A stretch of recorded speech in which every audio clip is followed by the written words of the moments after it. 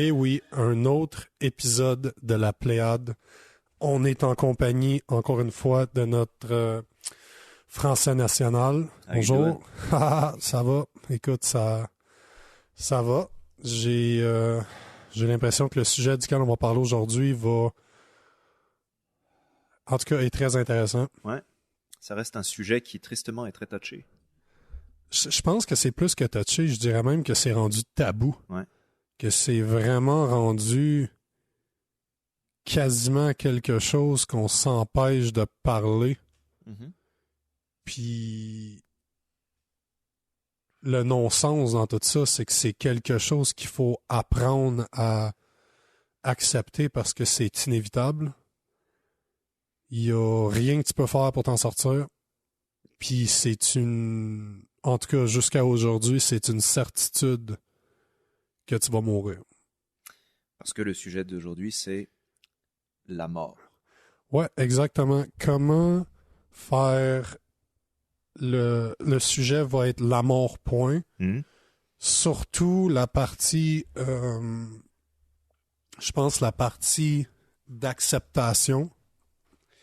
Puis non seulement l'acceptation, mais la libération de cette acceptation-là, ce que ça peut apporter dans la vie de toutes les personnes qui, justement, font la paix avec le fait que c'est inévitable qu'on va tous mourir.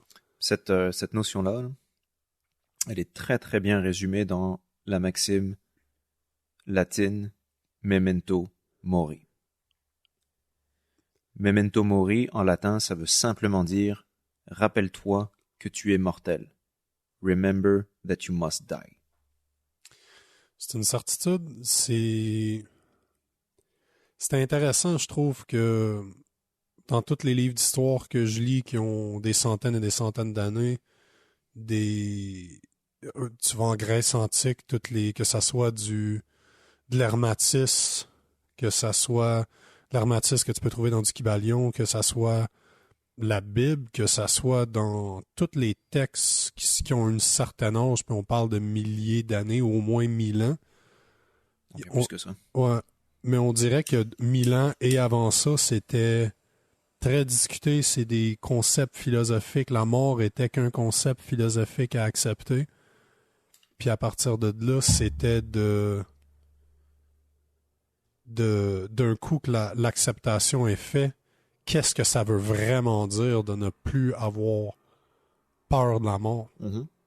C'est dans dernière Pléiade qu'on a faite, on a parlé de notre cérémonie d'ayahuasca. Puis, comme j'ai dit, c'est quelque chose qui m'en est ressorti. C'est, comme j'avais déjà mentionné, c'est pas quelque chose duquel j'ai peur. J'ai pas peur de la mort, puis ça fait longtemps que j'ai accepté qu'un jour j'allais mourir. Tu l'as très bien dit qu'il y a je me rappelle pas si c'était sur le podcast ou avant ou après ou dans une de nos nombreuses conversations. Ce que moi, j'ai peut-être un peu peur, c'est de la façon que je vais mourir. Mm-hmm. Je veux pas... Mettons que mourir dans mon sommeil, ça serait bien, là. Mais mourir torturé, ça me tente... C'est pas nécessairement la façon que je veux y aller. C'est plus... Ça. Moi, j'appréhende la souffrance. Appréhension, j'ai pas peur, c'est de l'appréhension. Mais ouais. La mort en tant que telle, j'ai appris à ne plus avoir peur. Puis comme j'avais mentionné, c'est pour ça que je parlais du dernier épisode, l'effet que j'ai eu était vraiment un effet bliss. Vraiment, j'ai ressenti ce qui était l'amour agapé, comme tu l'as si bien décrit. Et c'est une certitude pour moi. J'ai la foi dans le fait qu'il y a quelque chose après la mort, que je l'ai déjà ressenti au travers de nombreuses méditations. J'avais réussi à atteindre, même si c'était pour quelques instants seulement, le même niveau d'amour que le trip d'ayahuasca ou la cérémonie d'ayahuasca m'a apporté. Fait que je le sais que j'ai déjà ça à l'intérieur de moi. Mm. Je suis convaincu que ce que j'ai ressenti est l'équivalent de ce que mon expérience judéo-chrétienne ou la façon que j'ai été élevé en dessous d'un système judéo-chrétien appelle le paradis. Puis je vais te poser la question, je pense que c'est une bonne façon de commencer. Qu'est-ce qui t'a fait réaliser que tu devais accepter le fait que tu allais mourir? Je peux pas dire à quelle période exactement je me suis rendu compte de ça. Mm-hmm. C'était quand même très très tôt, dès que j'ai eu la conscience de tout ce que t'es, la vie et le monde, l'univers quasiment, peut-être autour de quasiment de 6-7 ans, je pense. Oh boy! Ah, écoute, ça a été très très vite pour moi, euh, très très jeune, je me suis rendu compte de ça. Et dans le fond, c'est lorsque je pensais à tout ce qui m'a précédé. Il y a mon père, Mm-hmm. il y a ma mère, il y a mes grands-parents, il y a mes arrière-grands-parents. Est-ce que j'ai conscience que mes arrière-arrière-grands-parents ont vécu? Je sais par défaut qu'ils ont vécu vu que je suis là. Est-ce que je les connais? Non. Ils sont où maintenant? Qui se rappelle d'eux? Où, à travers le panorama que je regarde, sont les traces de leurs actions qui résonnent aujourd'hui? Leur legacy, comme le monde aime si bien dire dans le sport aujourd'hui. Exact. Et ça a été peut-être ma première confrontation à non, ils ne sont plus là. Ouais. Physiquement, ils ne sont plus là. Mm. Je comprenais déjà qu'il y a quelque chose d'autre que le physique. Je savais pas ce que c'était, mais pour moi, quand je pensais à mon grand-père vivait en moi. Mais je savais que physiquement, il n'était plus là. Et ça, c'est assez fou, mais c'est quelque chose que j'ai retrouvé dans la lecture d'un livre très spécifique de la Bible qui s'appelle Ecclésiaste. Dans le livre des Ecclésiastes, il faut savoir que ça, c'est le deuxième des 3 livres, ce qu'on appelle la littérature de la sagesse. Dans la Bible, il y a cette littérature est composée de 3 livres. Le livre des sagesses, Ecclésiaste et Job. Mm. Pas parler de Job pour l'instant, juste sagesse et Ecclésiaste. Dans le livre des sagesses, c'est un petit peu comme si c'était un coach de vie qui nous parlait. Et ce coach de vie nous expliquait que pour vivre une bonne vie, il fallait simplement vivre selon les vertus divines que Dieu nous imposait. Voilà, ça paraît très fleur bleue, très câlinours, bisounours. Tout le monde est beau, tout le monde il est gentil. Il suffit que tu fasses des bonnes choses pour que des bonnes choses t'arrivent. Principe assez simple. C'est très très simple et il y a effectivement beaucoup de vérité dans ce livre des sagesses-là, sauf que effectivement, il y a aussi beaucoup de choses, c'est comme, ok, comment? C'est peut-être pour ça que ça s'appelle un livre de sagesse aussi. Exact. Et le livre qui suit, qui est le livre des Ecclésiastes, eh bien, c'est un petit peu la contrebalance. C'est comme, hey, coach de ville, assis-toi, tais-toi, et regarde c'est quoi la réalité. Ouais. Et première des réalités, c'est que, premièrement, tous les gens qui t'ont précédé sont morts. Ouais. Ça, c'est la première des réalisations. Mm. La terre sur laquelle tu vis a déjà vu des milliers et des milliers et des milliers de générations comme la tienne, et après toi, il y en aura d'autres milliers de milliers de milliers. Et toi, là-dedans, tu es même pas un clignement, un battement de paupières. Tu n'es rien. Tu es poussière et tu retourneras poussière. Mm-hmm.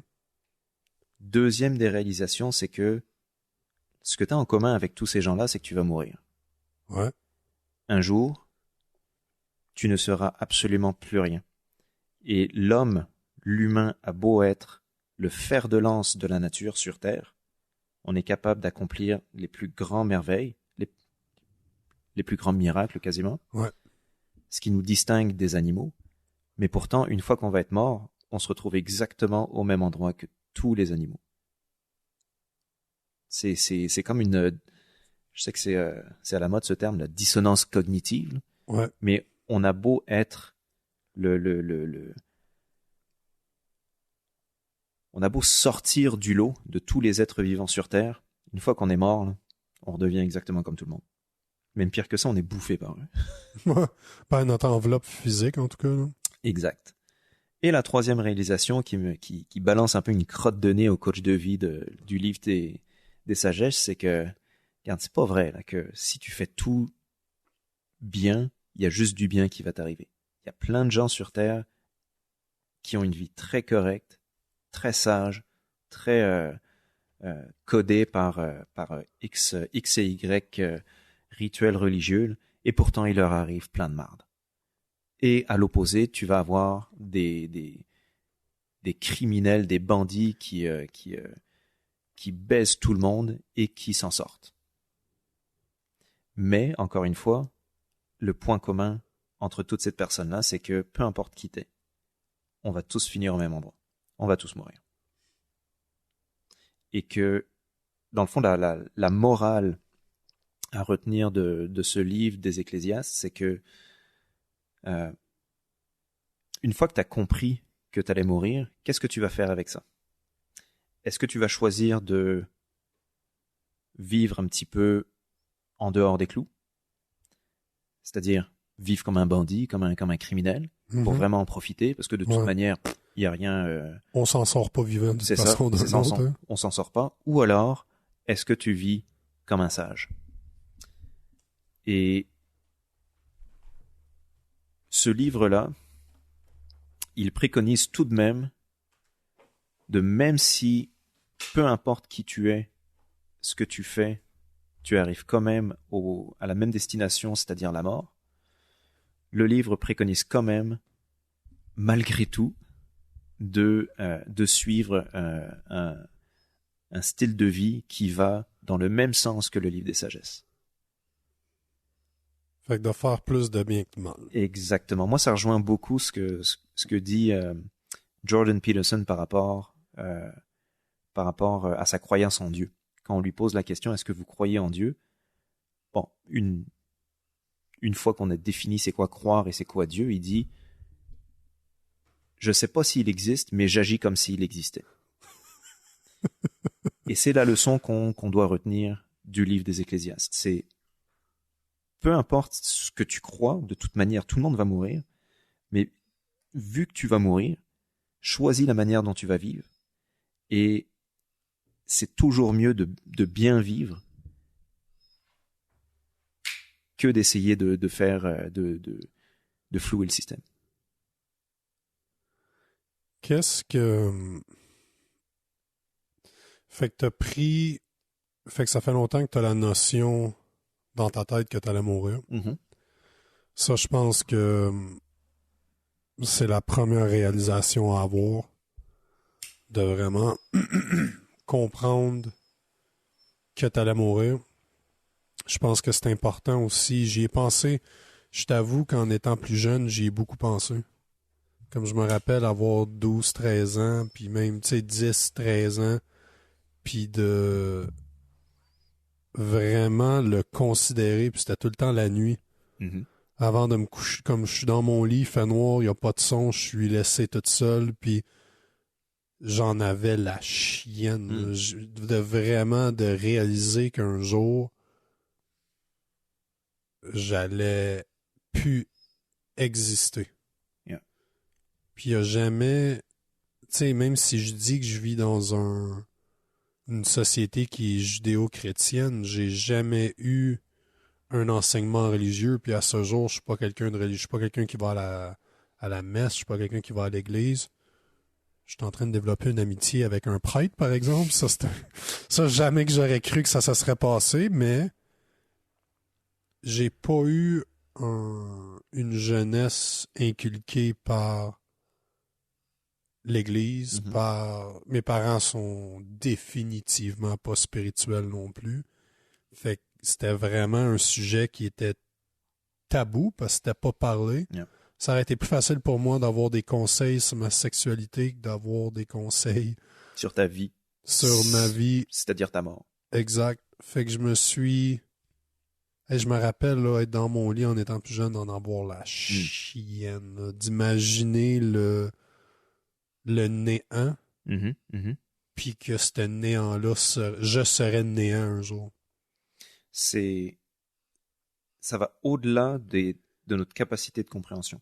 Mhm. C'est ça qui me faisait peur, exactement ça, c'est que j'étais pas capable de concevoir Ouais. que c'est une réalité. Et c'est tellement plus simple d'expliquer qu'il n'y a absolument rien que d'avouer qu'on ne sait pas. Ouais. Et c'est un bon segue par rapport au terme memento mori qui, dans le fond, est un des principes de la philosophie stoïcienne. Et les stoïciens développent le memento mori simplement en disant la mort nous sourit tous. La chose la plus humble qu'on peut faire is to smile back. Ça, c'est du Aurel, ça. Marc Ça, c'est Aurèle. Marc Aurèle qui a dit ça, Aurelius. ouais. Et The dans... only thing you can do to death is to smile back. Exactement. Ah, La mort nous sourit tous, donc autant sourire en retour. ah, c'est tellement une de mes citations préférées de ce thème-là. Puis dans le stoïcisme, ça rejoint énormément le livre des Ecclésiastes, à savoir qui a été le premier vraiment à le développer. Je pense que le livre des Ecclésiastes, je ne veux pas dire de bêtises, je suis pas un académicien spécialiste de l'Ancien Testament, mais je pense que ça doit dater peut-être 1000 ans avant Jésus-Christ. Fait qu'on parle de v'là plus de 3000 ans Exactement, aujourd'hui. alors que le stoïcisme de Marc Aurèle, c'est 1er siècle, 2e siècle après Jésus-Christ, donc il y a comme quasiment 1200 ans de différence. Donc je dirais que c'est les ecclésiastes qui ont vraiment mis la base de cette philosophie-là, de ce pan, de ce principe stoïcien-là, de se rappeler que nous sommes mortels. Le stoïcisme, qui a vraiment été adopté par certains empereurs romains, utilisait déjà, enfin plutôt les Romains utilisaient déjà le memento mori dans une sorte de tradition. Lorsque que ce soit un empereur, un général, peu importe, victorieux suite à une bataille, revenait à Rome pour son triomphe, et que bien sûr la foule l'acclamait, sur son chariot, il y avait toujours un esclave qui tenait une couronne de laurier au-dessus de sa tête. Et cet esclave-là, en plus de tenir la couronne de laurier, lui murmurait à l'oreille « Memento mori ». Rappelle-toi que tu es mortel. À chaque fois qu'il revenait de la guerre. Exactement, pour éviter de... Regarde, écoute, profite de cette acclamation, mais c'est uniquement temporaire, tu n'es pas un dieu. C'est... Quasiment, t'es juste une petite merde. Rappelle-toi que tu resteras ça. Je dirais que ça va plus loin que ça. En tout cas, de la façon que moi je l'interprète, ce que tu dis, c'est de... Encore là, ça revient à mon intention de la cérémonie d'ayahuasca qu'on a eue, c'est d'avoir la conscience que notre présence sur Terre est temporaire. Mm-hmm. Tout à fait. De vraiment, j'irais pas à dire que c'est pour te rappeler que t'es une petite merde, c'est plus pour te rappeler que c'est temporaire ce que tu vis. Dans le sens que tu n'es pas un dieu. Mais effectivement, on peut le prendre à l'inverse, en disant profites-en. Parce que tu n'es pas un dieu, tu es mortel, ça ne sera pas éternel, donc profites-en. Ouais, parce que je t'en ai parlé avant justement le podcast d'aujourd'hui, le film de Troy, le Achille qui est joué par Brad Pitt, justement dit ça à une prêtresse d'Apollon. Il dit je vais t'enseigner quelque chose que tes prêtres te parleront jamais, mais les dieux sont jaloux de nous parce qu'ils savent qu'on est mortels. puis que c'est puis la seule façon de mettre vraiment de l'importance sur le moment présent et d'avoir une quantité qui est non seulement limitée, ton temps est limité, mais tu connais même pas la quantité de temps que tu possèdes. Mhm. Alors, je pense que Memento Mori, justement, dicte le fait de prendre conscience de vivre dans le moment présent Mhm. et de simplement accepter qu'un jour, ça va être fini. Yeah. Pour reprendre l'enseignement du livre des Ecclésiastes, toutes les générations qui nous ont précédés n'ont pas connu notre confort matériel. Toutes ces générations-là ont connu des maladies qui sont bien pires de ce qu'on connaît actuellement. Ils ont connu les barbaries médiévales. Ils ont connu le taux de mortalité infantile, comme pour être certain d'avoir un enfant qui survit, il fallait peut-être en avoir 10. Mais la chose en commun que ces gens-là ont avec nous, c'est toujours la mort. Mais je pense que ça leur permettait d'en prendre conscience parce qu'elle était plus présente dans le jour à jour. Tout à fait. Puis fallait accepter, si tu n'es parent, fallait accepter que tes enfants allaient peut-être mourir, que tu allais peut-être pas avoir de nourriture pour les nourrir. Exact. Et aujourd'hui, on est quasiment déconnecté de cette réalité-là. Et c'est Épictète, un philosophe stoïcien, qui disait que nous vivons, puis il parlait de ça déjà il y a comme 2000 ans quasiment, nous vivons comme si on était éternel. Ouais. Et qu'on ne profite pas de chaque instant qui, une fois passé, ne reviendra jamais.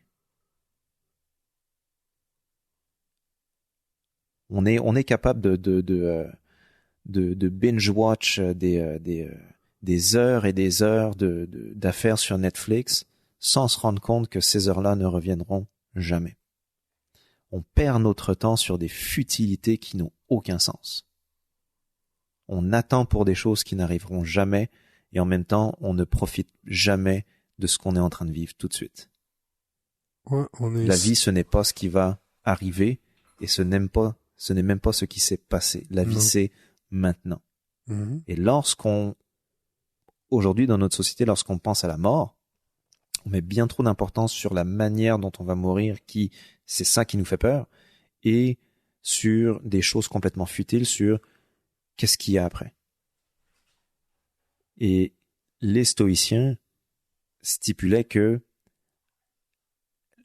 si c'est une perte de temps d'essayer de savoir où est-ce que nous étions avant notre naissance, pourquoi est-ce que ça serait plus important de se soucier ou d'avoir de l'anxiété de savoir où est-ce qu'on sera après notre mort? Malgré que c'est des questions que je me pose tout le temps, ce qui est arrivé avant, ce qui est arrivé après, puis je suis capable de me les poser sans peur, juste vraiment par pure curiosité à savoir, parce que je crois pas que lorsqu'on meurt, on n'est plus rien.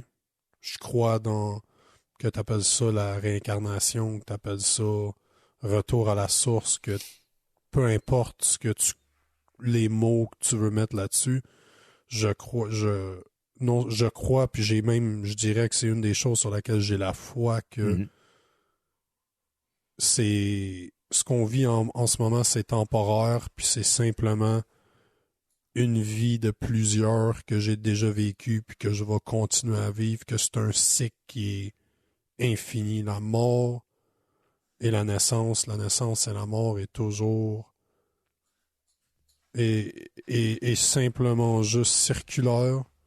C'est même ce qu'on vit en ce moment. C'est un yin et yang. On peut dire ça comme ça peut paraître très cheesy de dire ça, mais c'est pas l'un des symboles les plus anciens pour rien. C'est dans la vie, il y a une portion de la mort qui comme est une vague qui engloutit la mort dans laquelle il y a un petit peu de vie. Et vice versa. Et vice versa, bien sûr. Et une autre similarité entre le stoïcisme et les ecclésiastes, c'est que j'ai expliqué que la morale du livre des Ecclésiastes, c'était de toute manière on va mourir, donc autant bien vivre. Les stoïciens avaient exactement la même philosophie de vie. C'est-à-dire, de toute manière on va tous mourir, donc quitte à finir au même endroit, autant bien vivre. Mhm. Et bien vivre, selon les stoïciens, c'était vivre selon les 4 vertus cardinales du stoïcisme, qui sont la sagesse, la justice, le courage et la tempérance. Sagesse étant la quête pas de l'information, mais la quête du knowledge en anglais. Là, ça serait Du savoir, du du savoir. savoir divin. Ouais. Fait que la quête du savoir divin. La justice. Ça, je pense que ça s'explique tout seul. Ça s'explique tout seul, sauf que actuellement, la notion de justice qu'on a, elle est plus proche de la justice sociale, mais ça, c'est un autre podcast. Ça, c'est une autre série de podcasts. Là. La justice sociale, ce n'est pas de la justice. Non, non, pas du tout. Toi, tu parles de la justice plus basée sur des règles qui sont plus grandes que nous, en fait, d'êtres humains, comme par exemple les 10 commandements. C'est même pas, c'est très très simple la justice. C'est avoir ce que tu mérites, récolter ce que tu sèmes. Ouais. Fait que toi, tu parles pas d'un système de justice de la façon qu'on le perçoit aujourd'hui. Non, effectivement. Il y a un système de justice au-dessus de celui des hommes. Oui. Celui au-dessus des hommes, oui. Celui au-dessus des hommes. Et c'est cette notion que les stoïciens mentionnent en disant justice. Mm-hmm. Fait que c'est ça, c'est de la justice. C'est vraiment de la justice divine à ce point-là. Là. Courage, celle-ci demande moins d'explications. Malgré que je crois que c'est celle qui est primordiale dans ces 4 choses-là, parce que l'acceptation de ta mort est une source, est une forme de courage. Exactement. Parce que savoir sourire en retour à la mort, ça prend énormément de courage. Ou de la stupidité, là, ça dépend vraiment d'où ça vient. Mais... C'est ça, ça peut être un certain signe de folie. Mais je pense que t'es un petit peu fou quand t'es très courageux. Je pense qu'il y a un petit peu de A dans B. Là. Il y a toujours un petit brin de folie dans la sainteté des gens, je pense. Ouais. Et la 4e, c'est la tempérance. Très incompris. Même moi, je médite beaucoup sur cette tempérance-là. Parce que la tempérance, c'est simplement te circonscrire à la limite de tes passions. Ne pas basculer dans le passionnel. Puis je pense que la tempérance pourrait être aussi vue avec main à la main avec la sagesse de... Encore là, je pense que je vais revenir sur le mot de conscience. Là. Je pense que ta tempérance est vraiment attachée à ta conscience et à comment tu réagis à aux situations qui sont aux situations qui t'arrivent, aux situations qui sont dans ton alentour immédiat, qui prend par exemple tout ce qui se passe en ce moment. Effectivement, on pourrait effectivement basculer vers un état non tempéré, c'est-à-dire la colère, la rage, la haine. La justice sociale. Effectivement. Ça, c'est un très gros manque de tempérance. Là. C'est une définition parfaite du manque de tempérance. Effectivement, on met de côté tout sens de justice pour uniquement rendre une soi-disant justice par rapport à la qualité sociale d'un individu. Sa couleur de peau, son origine sociale, son statut, ce n'est pas de la justice. C'est assez intéressant considérant que ces 4 piliers-là sont littéralement essentiels à l'acceptation de ta mort. Exactement. Il n'y a aucune façon d'accepter ta mort si tu ne vis pas ou si tu n'acceptes pas ces principes-là comme étant, on peut dire divins, ou moi j'aime ça dire naturel, malgré que c'est pas naturel du tout de vivre comme ça, en tout cas pas si on regarde à ce qu'on voit de nos jours, mais c'est divin. Je pense qu'on va s'entendre, toi puis moi, que divin veut simplement dire que ça vient pas de toi et moi. Mhm. Ça vient d'une force extérieure que tu veux l'appeler ça l'univers, un dieu, l'amour, la source, peu importe. Mhm. Ça vient de quelque chose qui n'est pas de toi et moi. À l'opposé des stoïciens, il y a les épicuriens ou les hédonistes. Et eux ne voient pas du tout la fin, donc la mort, de la même manière. Ils voient la mort effectivement aussi comme une acceptation tout à fait normale de la décadence des choses, mais eux, ils voient le chemin de la fin comme, tu sais quoi, on va tous mourir, donc même fuck les vertus, autant faire le party. Et autant être en pleine débauche. Mais Donc ça, vivre dans l'hédonisme. Actuellement, on est dans une société hédonique. qui est En pleine débauche, on est en train de donner des prix de femme de l'année à des chanteuses qui mettent en avant leur partie génitale.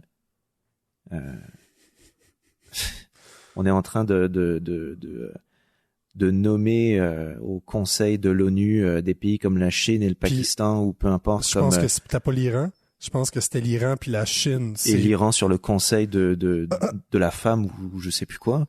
C'est comme on marche sur la tête. Tout est à l'envers. C'est un petit peu on est en train de célébrer en pleine on est en train de boire le champagne accompagné de violons pendant que le Titanic fait naufrage. Et on est tous contents. Ouais, non seulement ça, on n'accepte même pas que le fait que c'est en train de couler. On pense que on a la vérité. On a la vérité parce qu'on vit dans une époque progressiste qui stipule que ce qui avait hier était moins bien qu'aujourd'hui et aujourd'hui est encore moins bien que ce qui sera demain. Donc peu importe ce qu'on fait, c'est forcément bien. Ça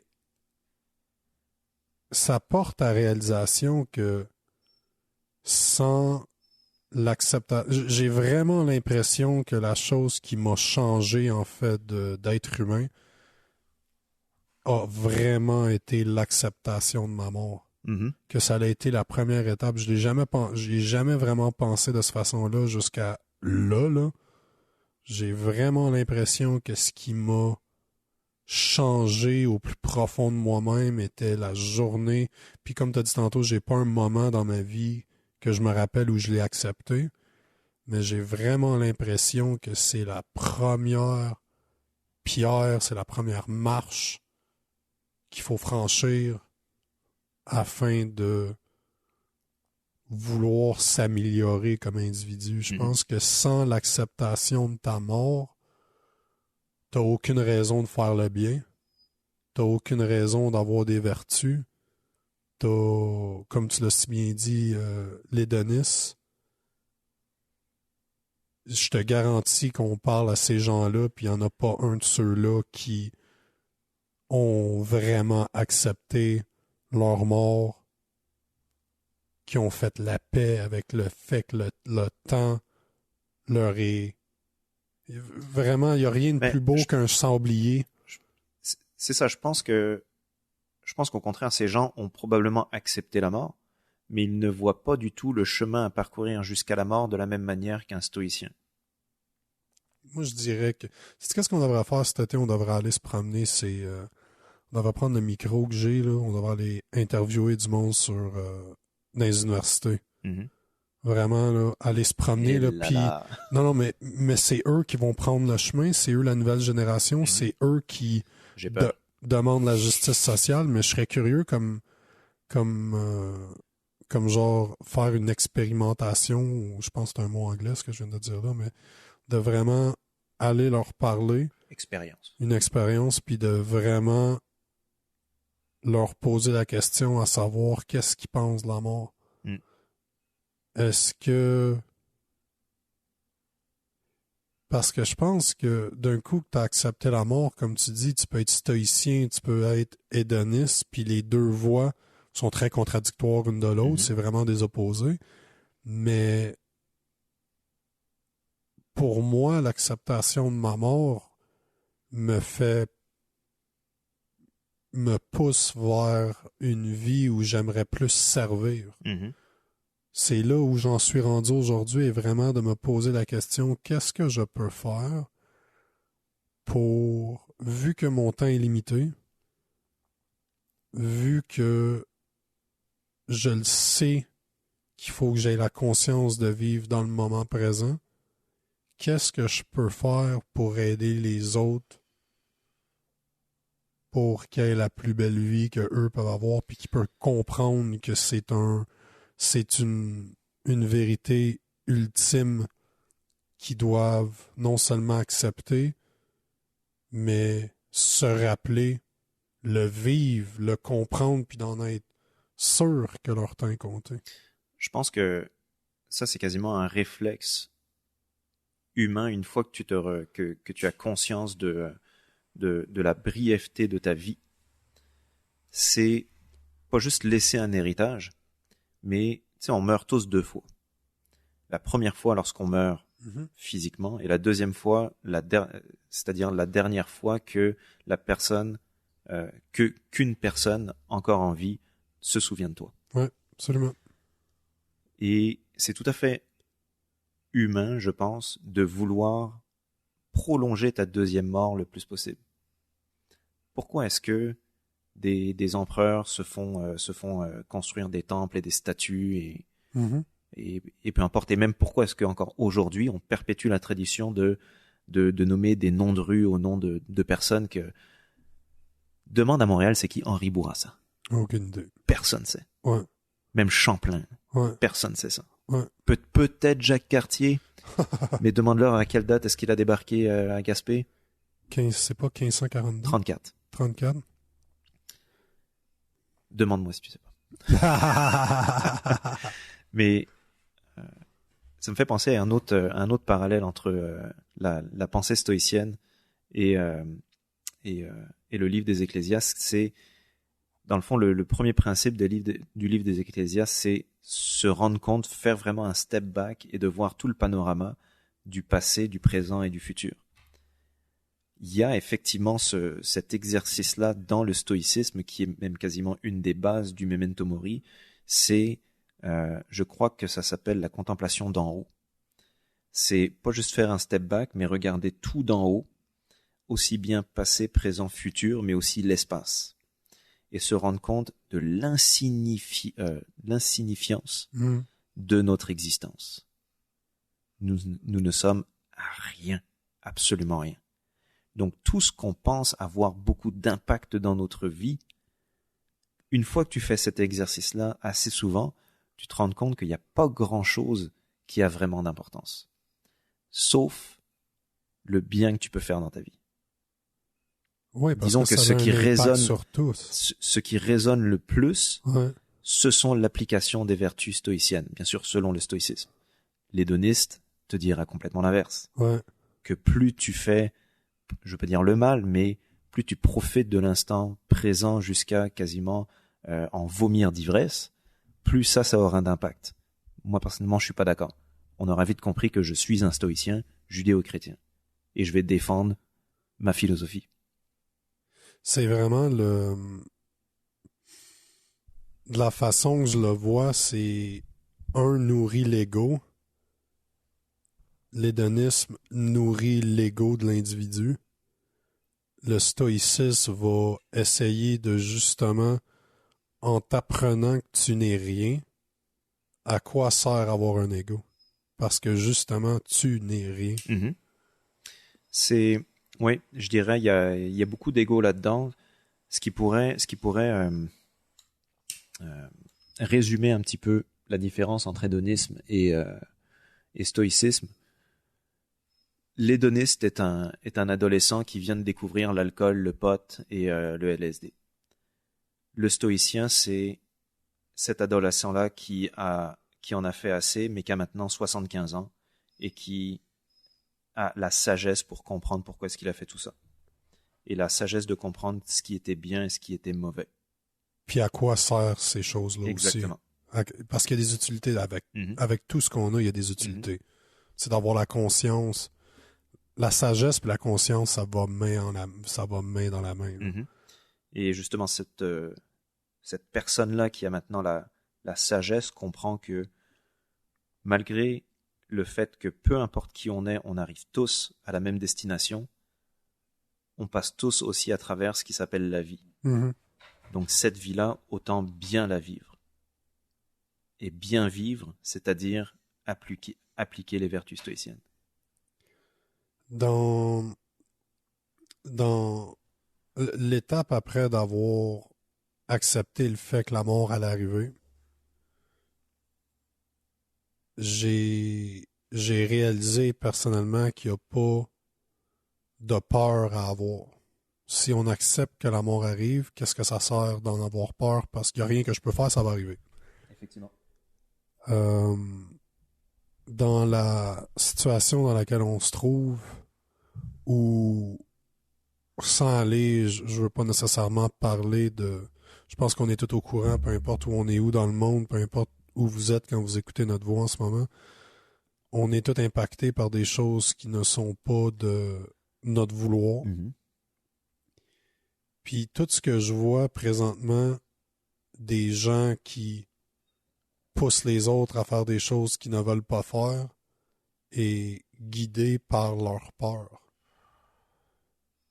Est-ce que tu penses que si un individu accepte le fait qu'il est mortel, puis qu'il fait la paix avec le fait qu'il est mortel, qui, même encore plus que ça, comme les Japonais faisaient, comme les samouraïs faisaient, de non seulement contempler leur mort, mais de voir de toutes les façons qu'elle allait mourir, non seulement parce que cette visualisation-là leur permettrait de peut-être mieux réagir dans cette situation-là, parce que mentalement, ils se sont déjà projetés dans ce moment-là, mais d'aussi de comprendre que la mort peut être n'importe où, n'importe quand, puis d'accepter cet fait-là.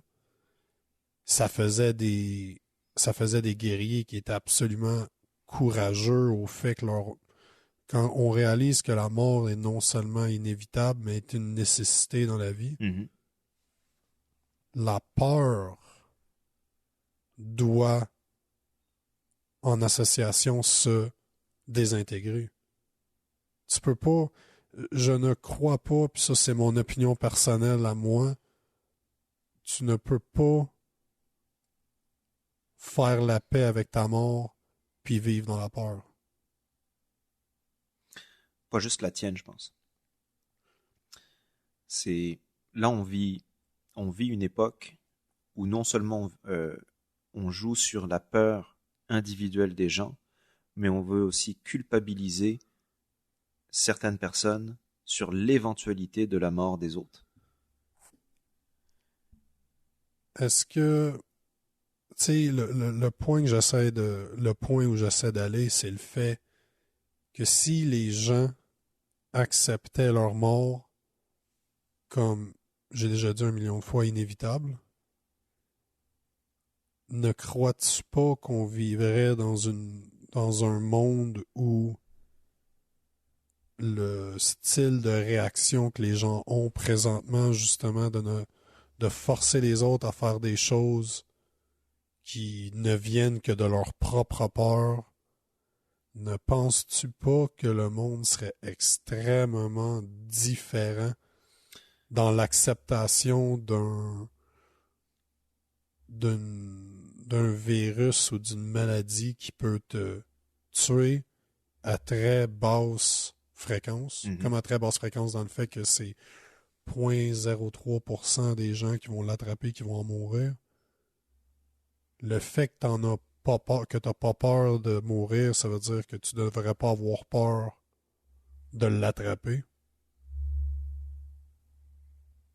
Ne crois-tu pas que ça changerait vraiment la réalité dans laquelle on vit présentement?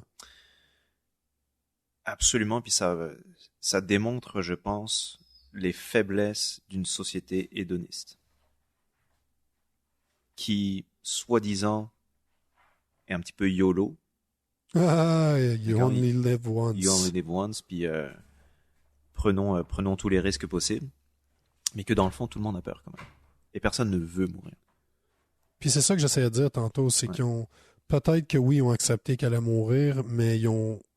Non, je pense pas qu'ils peuvent. Je pense qu'ils ont réalisé qu'elle allait mourir. Non, c'est ça. Mais ils en ont jamais... Ils l'ont pas accepté. Exact. Fait que... Ouais, désolé. On a 3 chiens qui sont à moitié endormis, puis ma plus jeune est fatigante quand elle veut, elle a de l'énergie. Couche. Une chose dont j'ai déjà parlé dans d'autres podcasts, c'est la Preditatio Malorum, qui est dans le fond la méditation négative. C'est-à-dire projeter le pire pour être prêt au pire. Mm-hmm. Et ça rejoint un petit peu ça. Comme les samouraïs faisaient. Là. Effectivement, on peut projeter le pire, c'est-à-dire mourir, et être prêt à ça, se préparer à ça. Pas juste pour soi, mais aussi pour tous ceux qui nous entourent. C'est une douleur extrême de perdre un être aimé. Cette douleur-là peut être atténuée, pas annihilée, mais atténuée pour être quand même prêt à faire face à ça en se préparant à la mort de ceux qui nous entourent. Mm-hmm. Est-ce que tu penses que la raison pourquoi la mort est plus facilement acceptée de la part d'un stoïcien comparativement à l'hédonie est justement le fait que les 4 piliers, pour atteindre ces 4 piliers-là ou pour vivre ces 4 piliers-là, il y a beaucoup de travail sur l'individu qui doit être fait au travers de sa vie pour justement acquérir la sagesse, le sens de justice, le courage, puis la tempérance. Ce sont des principes qui ne sont acquis qu'avec un travail acharné sur l'individu que les hédonisiens. Hédonistes. Les hédonisiens. L'Indonésie, ça c'est. Ouais, c'est ça. Je pense. Ouais, c'est ça. Je pense que c'est une place en France. Sont vraiment. Ils vont à l'encontre de la tempérance.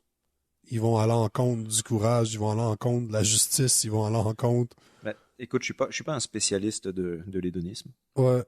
Toutefois, la manière dont je vois ça, c'est vraiment un état adolescent qui fait tout et n'importe quoi. YOLO. Yeah. Alors que, au contraire, le stoïcien a déjà accompli quasiment toute une vie pour comprendre les principes, les valeurs. C'est un processus que j'appellerais un processus initiatique. Il n'y a pas un début et une fin certaine à la compréhension des valeurs stoïciennes, tout comme les valeurs judéo-chrétiennes. Tu n'atteindras jamais un sommet où, une fois que tu l'auras atteint, tu diras, ah, ben c'est bon. J'ai tout compris. Qu'est-ce que je fais maintenant? Ouais. What's next? Next level. Alors que dans l'hédonisme, c'est de l'ivresse constante. Ouais, c'est ça, c'est un travail qui est c'est un travail de vie. Hein. L'hédonisme, t'as pas besoin de travail. Au contraire, même. Au contraire, tu dois déconstruire tout ce qu'il y a autour de toi. Tu dois déboulonner des statues. Tu dois réécrire le passé pour que ça fait tes principes qui ne collent pas à la réalité. Uh-huh. Tu dois vivre dans le mensonge. Alors que c'est beaucoup plus courageux d'accepter le passé. C'est clair. Pas d'être d'accord avec, mais de l'accepter. Il y a une très grosse différence entre accepter et être d'accord avec quelque chose. Effectivement. Moi, j'accepte toutes les atrocités qui se sont passées dans le passé, mais je suis absolument pas d'accord. De la même manière que j'accepte toutes les choses extraordinaires qui se sont passées. Et certaines, je suis pas non plus d'accord. Pourquoi penses-tu que c'est rendu aussi tabou de nos jours de même en parler?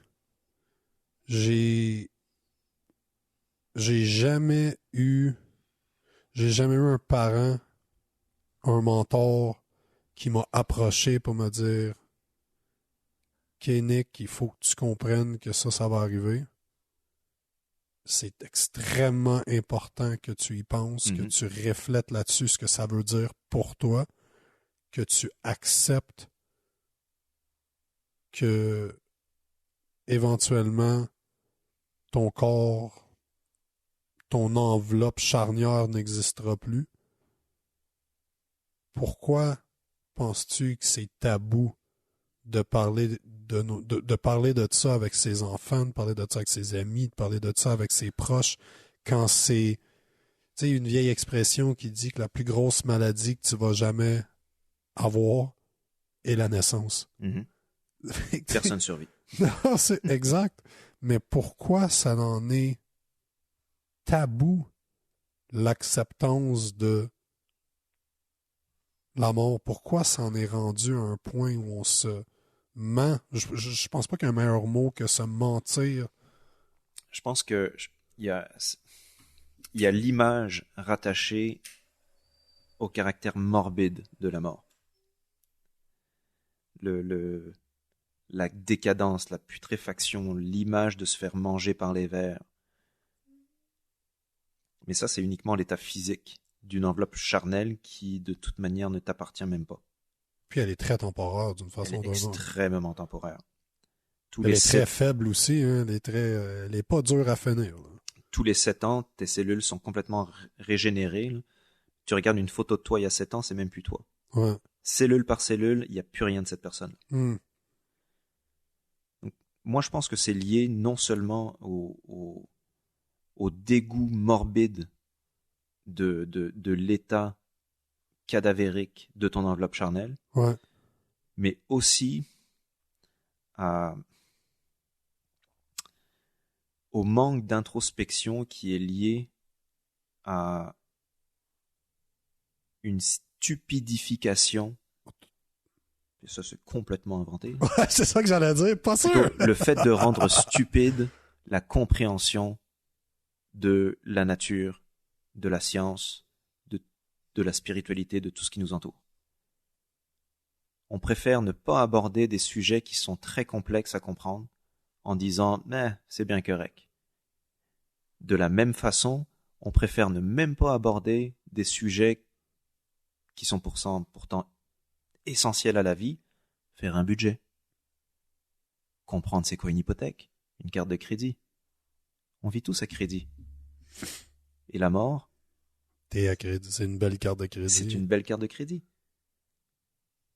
Et un exercice que les gens qui nous écoutent peuvent faire, s'ils ne veulent pas se lancer dans la lecture parfois un petit peu pompeuse d'ouvrages stoïciens ou même de la Bible, c'est tout simplement, si vous faites un budget, vous avez déjà une longueur d'avance. Si vous ne faites jamais de budget, commencez dès maintenant. Mais pas juste un budget financier, un budget de vie. Prenez un tableau Excel, puis une ligne, c'est une année. Donc, vous commencez de 0 et vous allez jusqu'à, soyez optimiste, là, 100. Ouais. OK? Marquez là où vous êtes. Retournez juste en haut, jusqu'à 0 depuis là où vous êtes, et année sur année, regardez tous les grands accomplissements que vous avez faits dans votre vie. Vous allez peut-être voir ensuite des tendances qui vont se démarquer. Par exemple, OK, ces 5 années-là, effectivement, je vivais dans telle place, donc j'ai appris telle chose ou telle chose. Vous allez voir qu'il y a des chapitres à votre vie. Ouais. À partir de là, tout le reste qu'il y a donc en bas, entre votre âge et 100 ans, c'est tout ce qui vous reste à vivre. Ces blocs de chapitres, vous pouvez dès maintenant essayer de les mettre sur ce qui reste. Pour être très compréhensible, faites ça par dizaines d'années. Ouais. Ces dizaines d'années, ensuite, regardez, OK, dans ma trentaine, j'aimerais ça accomplir ça. Dans ma quarantaine, j'aimerais ça accomplir ça. Dans ma cinquantaine, j'aimerais ça accomplir ça jusqu'à vos 100 ans. Par la suite, regardez ce qui est réaliste. Si vous êtes déjà rendu à 65 ans puis que vous vous dites, dans ma 70aine, j'aimerais ça fonder une famille, il y a quelque chose qui s'est mal passé. Ou alors les priorités sont pas à la bonne place. Ouais. mais faire un budget de vie, c'est essentiel. Et ce budget de vie, malheureusement, ou plutôt heureusement, mais il a une fin. Ouais. Et cette fin, on peut seulement mettre une date hypothétique, mais tristement, ça peut être aujourd'hui. Ou ça peut être dans 40 ans. Moi, je pense aussi qu'une pratique qui serait bien à faire avec ce que tu proposes serait de la visualisation ou de la méditation sur le fait, justement, que vos proches vont mourir, Mm-hmm. que vous allez mourir, que votre chien va mourir. Mm. Tu sais, c'est une des choses. J'ai 2 chiennes, puis tous les chiens que j'ai jamais eu de ma vie, je signais, en les acceptant dans ma vie, je signais un contrat pour leur mort. Je savais qu'elle allait mourir. Et Puis faire briser le cœur. Ouais, puis je l'acceptais du départ. Mm. Le premier jour que Shiba était chez nous, quand Ouais. je suis allé la chercher, chez Rottweiler Lanaudière, à Saint-Calixte. Une belle plug, ça. N'est-ce pas? Très bel élevage. Ouais. Je l'ai regardé dans les yeux, puis je lui ai dit, un jour, tu vas me laisser. Mhm. Mais je vais être tellement content de tout ce qu'on va faire, que tout ce qu'on va avoir vécu. Et ça, de temps en temps, je lui fais des gros câlins, puis je la regarde encore dans les yeux, puis je dis, un jour tu vas t'envoler. Ouais. Pour vrai. C'est... Après tout ça, ça fait quasiment 1 heure qu'on parle de ça, puis encore là, comme beaucoup de podcasts dans lesquels dans beaucoup de podcasts que toi et moi on a enregistrés, semble que tous les problèmes qu'on semble voir sont directement liés au manque de responsabilité de l'individu, Mm-hmm. au manque de vouloir de s'améliorer et de tenir un miroir face à qui on est vraiment Mm-hmm. et se laisser exposer pour ce qu'on est.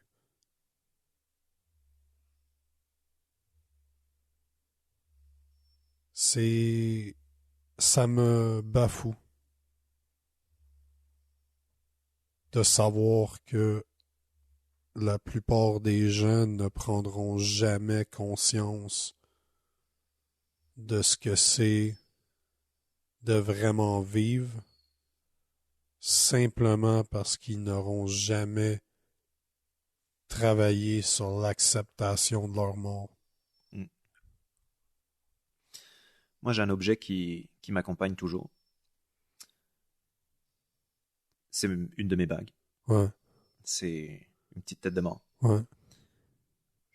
On me pose souvent des questions. T'es-tu un gothique? Ouais. T'es-tu un pirate? Ça a tellement l'air d'un gothique en plus. Et pour moi, ça, c'est mon memento mori. Ouais. Et c'est pas... Moi, je trouve ça pas glauque. Je trouve ça pas morbide. Au contraire, ça me permet de, à chaque fois que je le regarde, de me dire, profite de cet instant où tu sens ton cœur battre. Mm. Profite de maintenant. Regarde autour de toi.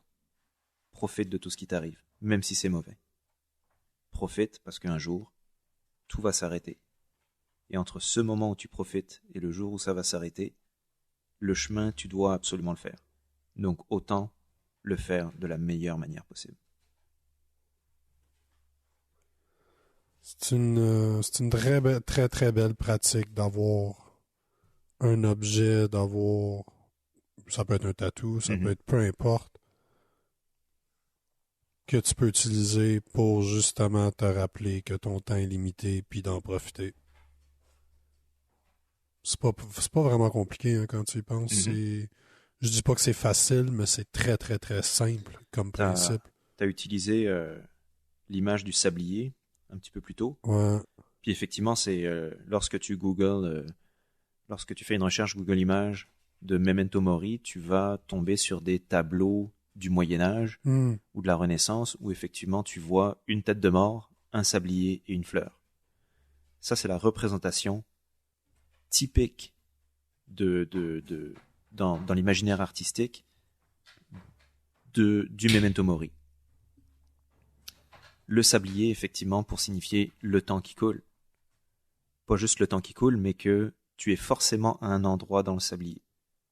Il y a le temps qui est passé, il y a le temps qui te reste, et actuellement, là, ce que tu es en train de vivre, c'est des grains de sable qui tombent. Mais il y a un nombre défini de grains de sable. Mhm. La fleur signifie la décadence. Que tout ce qui est actuellement a connu une naissance, une apogée, un pic, un déclin et une mort. Mhm. Et effectivement, donc, le crâne pour signifier ta propre mort. Donc, on peut avoir soit ces images-là autour de soi. Moi, j'ai une petite bague. Chez nous, j'ai aussi un faux crâne en styromousse qui est très, très réaliste. Ça peut être avoir un t-shirt avec une tête de mort, peu importe. Rappelle-toi toujours du memento mori. Pendant que tu dis ça, c'est drôle, j'ai une tête de mort mexicaine. Mm-hmm. Je me rappelle pas c'est quoi le mot exact pour ça, mais c'est directement lié à la célébration, non de la mort, mais la célébration de la vie. Mm-hmm.